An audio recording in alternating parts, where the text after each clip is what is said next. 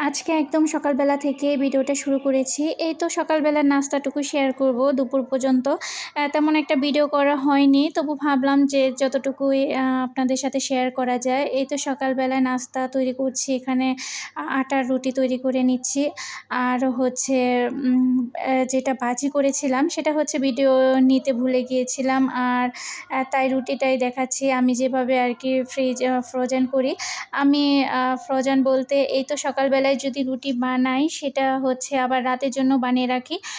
কিছু সেটাই আরকি নরমাল ফ্রিজে রাখি।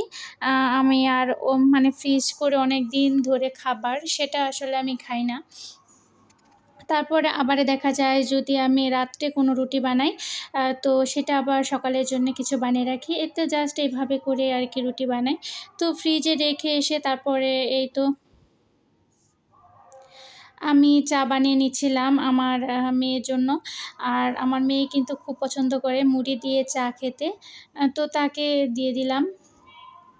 আর আমার হাসব্যান্ড আর হচ্ছে আমার ছেলে দুজনে রং চা পছন্দ করে। তাদেরকে রং চা বানিয়ে দিয়েছি। আর আমি আর আমার মেয়ে দুজনে মিলে একটু দুধ চা খেয়ে নিচ্ছিলাম।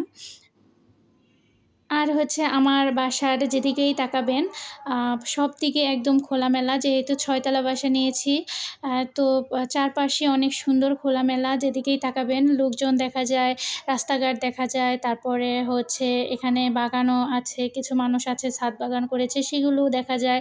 ভীষণ ভালো লাগে। একদম খোলামেলা চারপাশ থেকে আলো বাতাস আসে। তো আমার ছেলে-মেয়ে বারান্দা থেকে তারপরে হচ্ছে আ ড্রয়িং রুম যেটাই বলেন, সব জায়গা থেকেই আরকি ছোট, ছোট বাচ্চাদের খেলাধুলা অনেক উপভোগ করে। এখানে নিচে কিছু বাচ্চারা খেলাধুলা করছিল, সেটা আমার মেয়ে খুব দেখছিল আর বলছিল যে, মা আমি ওদের সাথে খেলবো।" আসলে যখন বিকেলবেলায় নিচে নামা হয়, তখন দেখা যায় ওদের সাথে একটু খেলাধুলা করলে ওদের মন মাইন্ড অনেক ভালো হয়ে যায়। তো আমার মেয়ে সবসময়ই ডাকাডাকি করে, ওদের সাথে কথা বলে।